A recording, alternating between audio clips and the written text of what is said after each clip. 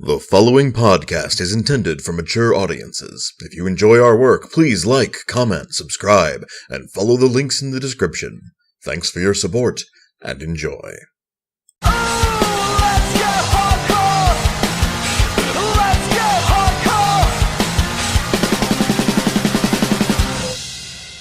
Greetings and salutations, listener. It is I, Eric J. Chucky, joined, as always, by... again, forgotten to think about this part of the podcast that we do every time, the boy. Hey. This is the Two Nerds Podcast, and this week, as promised, we are talking about Luke Cage. Season 2. Yes, indeed. I had already finished it as of the last podcast. My compatriot here finished it throughout the week. And now you get to hear our opinions on it that no one asked for. But the Bushmaster to my Aunt Sansi. Yeah, that's fair. That's really fair. Like, I took a second and then went, no, that's pretty much, that's fair. Which, spoiler-free review, 5 seconds of whatever, blah, blah, blah. It was, at the end of it, I'd say it was about as good as the first season. I like how most of those things were your idea in the first place, and you have since become so unenamored with them. Well, okay, here's the difference. Like, there's...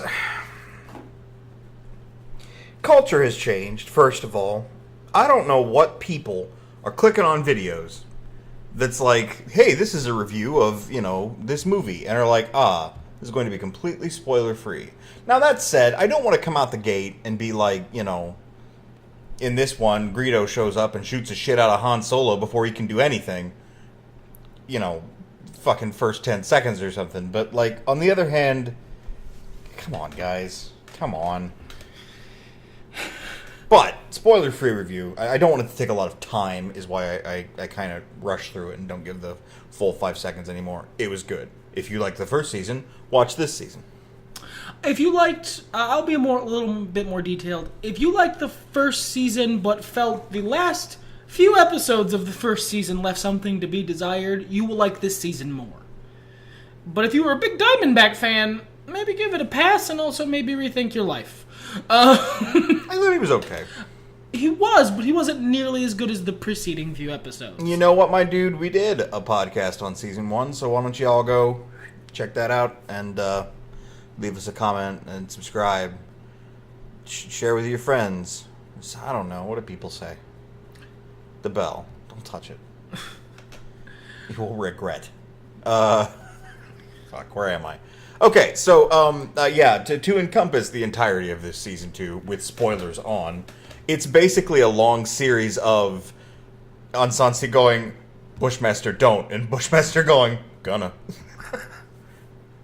You normally say that right. You know you're not saying Anansi. Anansi, my bad. I've had a long day, kids, loved ones. I'm hopped up on caffeine from the last 3 days of buying those delicious coffee-flavored Monster energy drinks and drinking black tea, and I just got off of work. I'm gross and sweaty, and I hate it.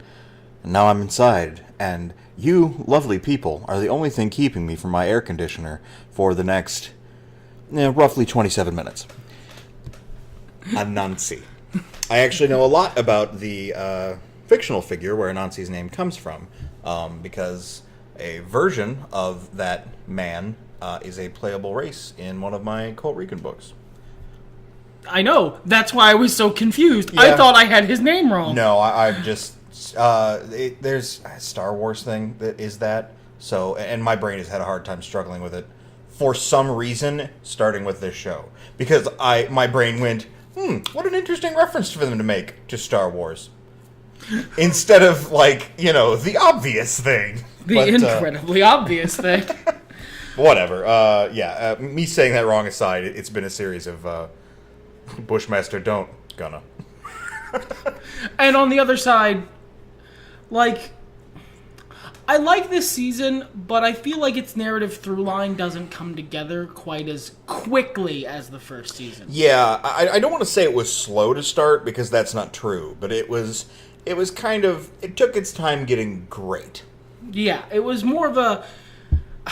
It took longer for me to feel like I was back in the groove of the show, much longer than the first season.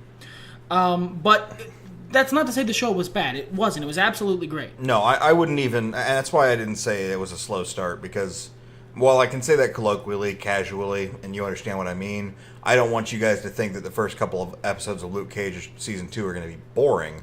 They're not. They just take a while to grab me by the balls, and that's what I look for when I look at, a television show. I do want to... there's a couple things that are structurally very interesting to me for this season. But I do want to mention that I think... Because the comparisons are obviously going to be there between Mahershala Ali, who played Cottonmouth, and the guy who played Bushmaster, who I didn't know... Bushmaster sounds like a really slurred, honestly, that kind of sounds like a porn thing. Yeah. No, Bushmaster is played by Mustafa Shakir, and that dude is awesome. Excellent. I don't think I like that Bushmaster as a villain as much as I liked Cottonmouth as a villain, but I think that works because I don't think Bushmaster is the villain of this season. He's a hard man. He's a bad guy. He doesn't fuck around. He's not lawful good. I think he's a competing interest because Mariah Stokes is the villain of this season. Oh my god, man. And I could talk for hours about, and I have for roughly half an hour before, about how much I love Shades and Black Mariah. And man, are they even better in this season. Shades has a really cool season arc. Fantastic arc. That I really wasn't expecting because he's not two-dimensional in the first season, but he's not, three-dimensional in the first season. He's the dragon. It's that moment where you realize he was Kefka the whole time. Yeah, he's got a very interesting arc in this whole season. A very interesting arc that I really dig. And that shows the conflict involved in being a criminal, and also shows that you don't have to be a good person to have a sense of honor, which I always like in antagonists of any stripe. I also like the exact opposite of that, the antagonist who feels like honor is some stupid bullshit. Why are we listening to this stupid bullshit? And Alfre Woodard as Mariah Stokes does an amazing fucking job this season. I felt she wasn't fully, the character wasn't fully committed to the being who she is last season, and I felt that, because if you remember, I believe in the Luke Cage podcast, I mentioned I didn't like her as much as after the whole Cottonmouth thing, I felt like her characters were confused. I think I said that, I might not have. Something like it. But this season, that paid off. Yeah. That wasn't a misstep. That was a step in a dance that I didn't get to see the rest of until this season. Mm-hmm. And it paid off masterfully. This character goes through an amazing arc. I love when she's just finally done and she's just ready to be a horrible, hateful, sinful bitch. And it's when she's fully accepted. She's fully accepted who she's always been. Yeah. But just watching her go unhinged and living in it. We've seen a lot of people going unhinged and trying to fight it, scared of their phantoms and that kind of thing. And we've seen a lot of people who go crazy and then go full, cackling, shooting. Yeah. And no, this was someone who finally just decided that, no, you know what? I've been stupid this whole time. Morals are for suckers. Yeah, she just, instead of, worrying about her moral compass, she throws it away. And, man, what a fantastic storyline for them. Both individually and separate, and together as well. That was the highlight for me. The stuff with Luke Cage was okay. The parallels with him and Bushmaster were okay. I really liked where Bushmaster was coming from. I liked seeing a more justified villain. I mean, he wasn't a good person and he did bad things. Beheading innocent people and putting their heads on spikes to send a message to someone who's tangentially related to those innocent people is not a good thing to do. No. But you get where he's coming from. Yeah, not quite as strongly as a recent character we've talked about who has this kind of sympathetic bent as Killmonger up until the third act. where you're like, yeah, I understand where this guy's coming from. But then that third act hits and he goes off the rails. Bushmaster is neither as sympathetic nor as psychotic. Yeah, he doesn't go as far as Eric Killmonger does, but he's also, you're never on his side as hard as you are with Killmonger in, like, the second act of Black Panther. Yeah. It's, I think it's really cool because, of course, they do a lot of that, you know, you and I aren't so different bullshit. And I'm glad they do that. I felt actually saying it was maybe a little... Well, hammy. That's something this season did. It did like a lot of weird hammy shit. Like, but I kind of like it because it fits the genre. They don't bury the lead. No, they don't. It's listed in Netflix as blaxploitation. Oh, is it? Yes. That's fantastic. They don't bury the lead as to what genre they're being, and I mean some of that fits. Well, and like some in the first of it, episode when they call Luke Soul Brother number 1, it fits. It was more of a comic book hammy thing, but when Luke Cage gets paralyzed by that powder, and literally, while sitting there, you know, struggling against nothing, goes, "Can't move." That took me out of the moment a bit. Said it. I forgot he said it out loud. But like, this season had probably about half a dozen moments like that. They were really just on the nose. And they're not perfect, but but it's whatever. It didn't take me overly out of it. I thought that was humorous with the pausing and the Shatnering with the not being able to move. I forgot he said it out loud. That's hilarious. I'm a little sad that they, like, from the events in the season, which make perfect sense in character, I feel like it may have been partly done to do this, and not only am I sad that they're doing it in the first place, but I'm upset that they did things to the characters to get this to happen. I think Rosario Dawson might be taking her ball and going home to a certain extent, because she's been doing these for years, and she's been in a lot of episodes, and she might be done for a minute. Because they pretty clearly write Claire out of the show. I'm okay with that. First of all, it's better than any version of Night Nurse has gotten in the comics to just go live with her family. Yay! Yeah, that's fair. Night Nurse is not a job with a good retirement package, let's say. And I don't mind the room being made for other side characters to be brought in, or other smaller side characters to get spotlighted. And I'm okay with the plot turns because... Alright, you know, I'm usually pretty understanding. And you guys know when I go into full nitpick mode is usually when I loved something, but I want to have something to talk about on the podcast. Because just, you know, jizzing about it is sort of gauche. So allow me to peel back into super nitpicky mode. You know, this wasn't like the source material kind of mode. I was a little bummed when I first saw how things worked, and Danny was the hothead, and Luke Cage was always cool. I was, you know, Luke Cage started out as like really, you know, angry. He's a fiery, passionate dude. Yeah, and Danny was the like Buddhist. The Buddhist who existed to maybe mellow him out a bit. They reversed that for the Defenders because Danny was a younger person than Luke in this. You know, and Luke had a very mature presence in season 1. And because Mike Coulter looks like a king. But they mentioned that in the series. One of the last, I think it's the last scene with Mariah. She was like, he's just sitting at a table, and she goes, "Even just sitting in a prison, you look regal." And she's right. The dude looks like he runs a small country. He's got that smooth ass voice too. That when we were watching Dallas and Robo, I kept thinking that Robo was reminding me of someone other than obviously John Cena. But Mike Coulter, the way he plays Luke Cage, very similar cadence, very similar swagger still underneath. That's Luke's. I feel like, unfortunately, Luke has maybe it's a really interesting arc, but he doesn't have a whole arc this season.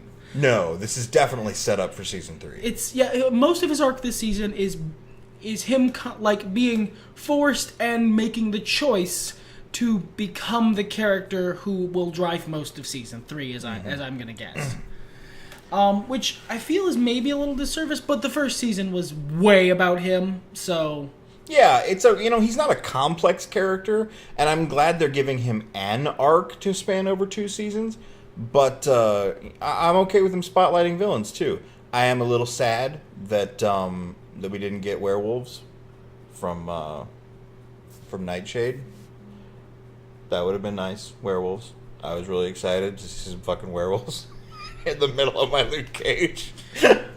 Yeah, I didn't figure that was gonna happen. No, it was not shot. But they kind of did it with that synthetic drug thing. Yeah. The Bushmaster drug that was going around, but she didn't really have anything to do with that. I mean, they basically just did bath salts. Yeah. That might be next season, because she's still around. She is still around. And she still has the artificial nightshade that's not the sweet nightshade from the earth that is good and makes people cool. And she was wearing something a lot more like her comics costume in that last scene, too. So. Mm-hmm. Where, for those of you who aren't just who can't be vaguely referred to comics characters and go, oh yeah, I know who they're talking about, vaguely. I'm trying to find the actress's name. The lady who plays Tilda. She did a great job. She did a great job. Gabrielle Dennis plays Tilda Johnson. And I gotta fucking hand it to her. Because, look, there is a small percentage of actors who are willing to full-on fucking ugly cry for a solid 25 seconds right into a lens. That whole scene was just, both of them, powerful fucking performance. Yeah, two powerful performances, an amazing scene, and a fucking brave move by an actress to cry full-on with the nose snot. Yeah, and good shit, man. That takes some cojones to be willing to do that right into a lens for 20 seconds. It was a long time. I also want to talk about my girl Misty. She gets good this season. Beyond my wildest dreams. I was a little disappointed, honestly, in the first season's Luke Cage. I liked Misty Knight, but I wanted her to have a robot arm. And in this season, she gets the fucking robot arm. Oh, and she gets to use it. It doesn't do as much cool shit as you might like, but it's still pretty fucking cool. No, I get the sense that they're going to have that. Oh, because I'm sure. They build up that, the robot arm is already super strong. She already uses it to, punch Bushmaster across a room a couple times, which is great. And in the final fight with Bushmaster, she and Luke, are both fighting him. Yeah, I really like how they did that. The choreography in this season was fantastic. It really was. Shout out to Finn Jones. By the way, there's an episode where they do Heroes for Hire. Yep. There's an episode where the whole episode is him and Danny Rand being Heroes for Hire. There's a section of an episode that's the Daughters of the Dragon, too. I know, it's great. So fucking good. But shout out to Finn Jones, now that you've had some time to train. Now that you weren't fucked over by being hired 2 months before filming, you've actually had time to train and learn stuff. I believe you a lot more as a martial artist now. And he's working Danny a lot better. Well, I mean, I like it because that bodes well for the second season of Iron Fist. Yeah, that is true. Because they set up in this that, he's not running Rand anymore. He's not running the day-to-day. He doesn't live off the Rand money. He's just, he's separate from it. And that's what I want. Rand Enterprises is a background feature of Iron Fist's background. Iron Fist is supposed to be having cool kung fu fights with dudes. And I'm hopeful that the next season of Iron Fist will give me slightly less meachums and slightly more cool kung fu fights. Well, I mean, when he fought that dragon, that was a metaphor. Look, I am deeply amused that in the world of the MCU, the Marvel TV universe, where aliens invaded New York and came out of a giant portal in the sky, I fought a dragon. Psh, no, you didn't, is the response. I love that, and he points that out, and he's like, okay, you can accept this, you can accept that. But not a dragon. Not a dragon. No. Okay, you fought a dragon. I love that. So good. Or I fought, Shao Lao the Eternal, a dragon. You fought Bruce Lee? Amazing work. I was glad to see Turk again. I was also glad to see Turk again. I'm glad Turk is getting his shit straight. I'm glad that he's getting out of the game. Yeah. Luke was kind of a shithead to him for no reason. Well, Luke is getting aggro. He's feeding that wolf. You know what? You gave that scene shit, but that's a good story. No, it's fantastic. It's a fantastic story. It's bullshit. It's not actually a Native American legend, but it is. But it is a good story. It's a good message, and the actor Luke Cage's dad portrays it really well. Usually, I have Wiki on hand, and I don't. Boy does. Yeah, I'll look him up. Shout out to him too, man. He did incredible. He is sadly no longer with us, so they'll either have to recast or... No, they're not recasting. They're not? No. Like, I don't know that for sure, but... Well, I mean, Season 3 technically hasn't been confirmed yet, but Daredevil got a Season 3, and Jessica Jones is getting a Season 3, so... And, like, Luke Cage pulls... They never say how much, but Netflix is always very satisfied with... with the results from Luke Cage. Hey, man, Luke Cage is my favorite series they do right now, and I haven't watched Punisher yet, but... I dig Luke Cage. I dig the vibe. I dig the music. I like the different slant they went with the music this time around. It was good to hear a couple of songs that I actually knew and a couple that were like covers. That was kind of cool. Reggie Cathy. Right on. Well, actually, it seems to be written as Reg and then middle initial E and then Cathy, so I don't really know how to pronounce that. But okay. He's a great actor. I've seen him in other stuff before, obviously. I have no doubt. I've seen a lot of these people in other stuff. I don't have Wiki in front of me, and I didn't do as much research as I usually do. I just enjoyed this show. I also rolled into something else right afterward for reasons I'm still not fully sure about, but let's focus on Luke Cage for the time being. Yeah, that was weird. That's a weird choice you made. Yeah, whatever.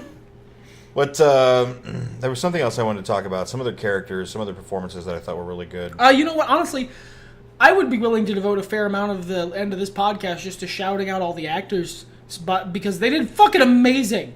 I mean, there's only a couple performances in this entire season that I felt were a little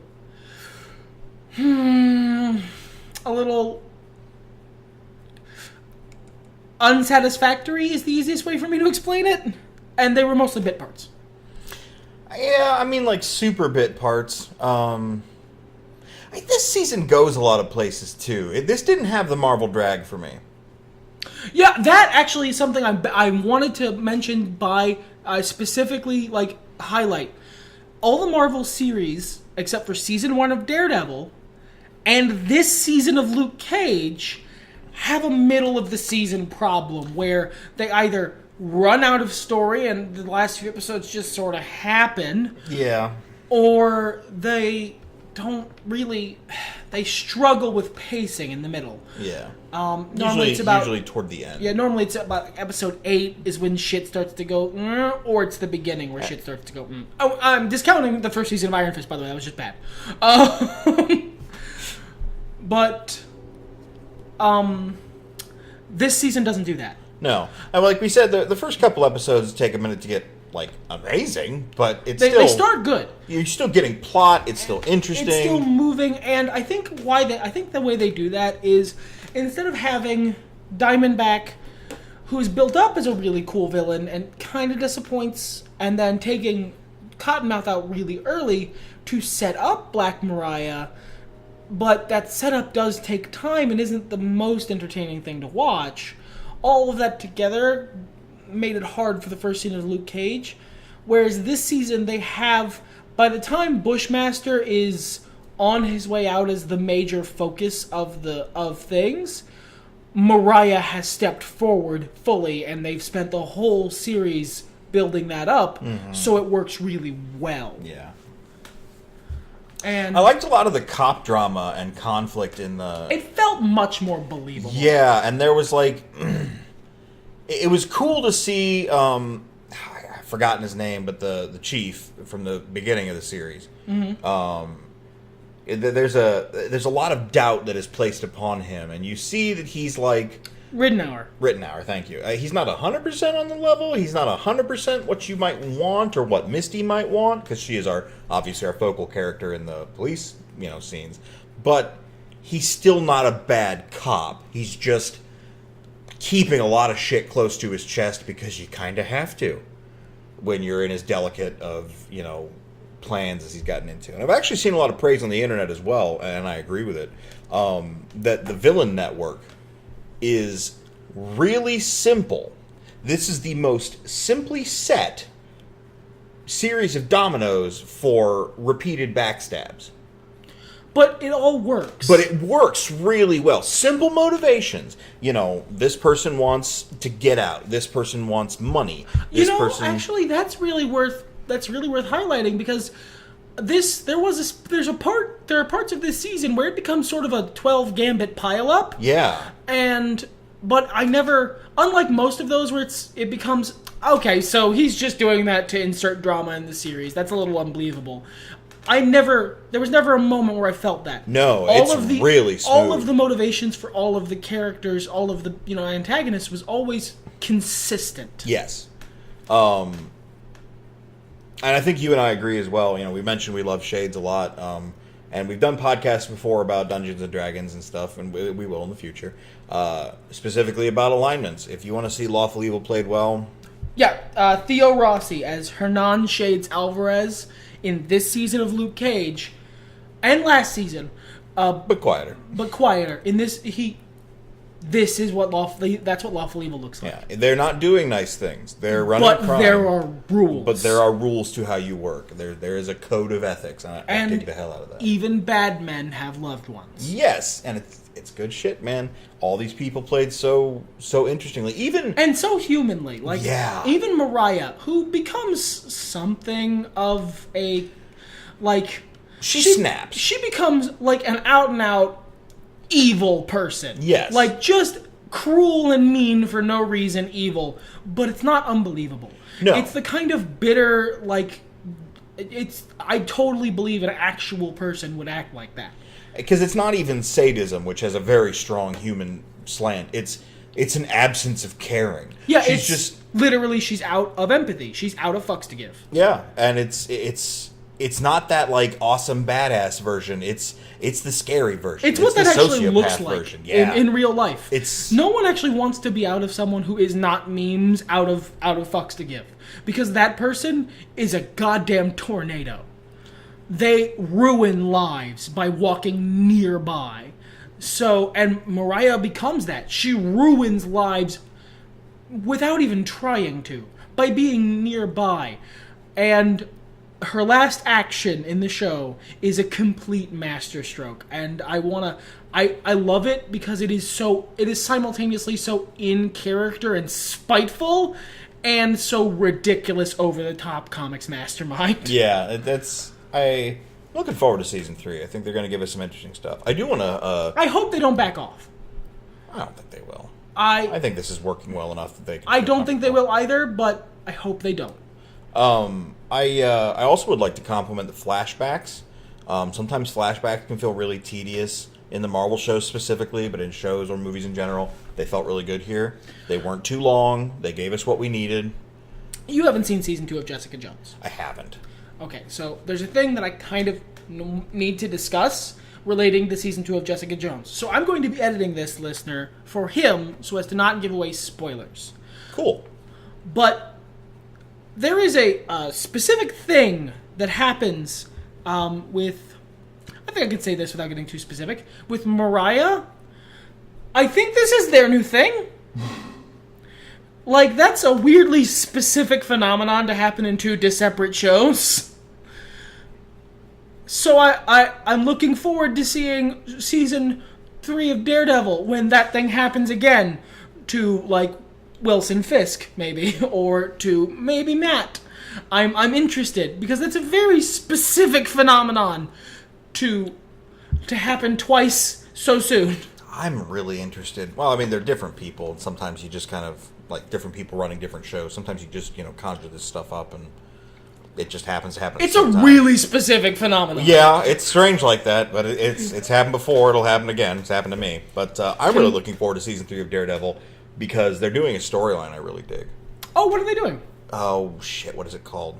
It's the one they teased at the end of season 2, or end of the Defenders, excuse me. Oh, they're actually doing that? Pretty much, yeah. Oh. I mean, they're doing it a little differently. Well, yeah, they always do. But, well, I'm looking forward to that more than I was. I figured they would just, time skip. We might be having a bullseye as well. Alright, no. I'm about to say something that's unpopular on the internet. Rehire Colin Farrell. He did a good job. Fuck y'all. He did a good job! He was a good bullseye! I didn't have an issue with him, but I had so many other issues with that film, so... I like you in a lot of things, Ben Affleck. I just don't think you're a superhero, that's all. I understand he does Batman so well that he's sad that he's not doing Batman in a better franchise. You could see it on his face. He's like, I'm so good at this. Why do I have to be this one? So yeah, that's it's Luke Cage season 2, man. I dug it a lot. I really like the lens on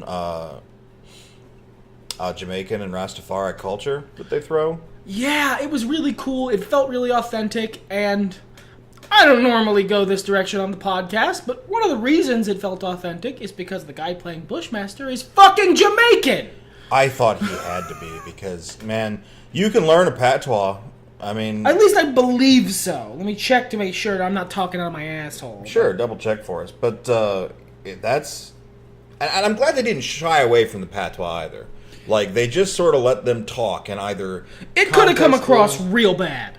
It could have come across... Like, I know it's listed as blaxploitation in the Netflix thing, but that could have come across real bad. Sure. Well, I mean, there's a line between the idea of blaxploitation and actual exploitation of black people. No, you know what? I'm wrong. I'm entirely wrong. He was born in North Carolina. Wow. Does it say anything about his heritage? I'll look it up, but no, I apparently am just wrong. I heard that, and I hadn't looked it up myself. That happens sometimes. Check your facts, kids. This is why I check facts. Yeah. This is why I'm more than happy to interrupt myself to check stuff, because I would not have fucking... I didn't question it. I wouldn't either. That accent was so wonderful believable, I didn't question it for a second. What about the guy who played... Anansi? Yeah. I'll look it up. I'll let you say that instead of me this time.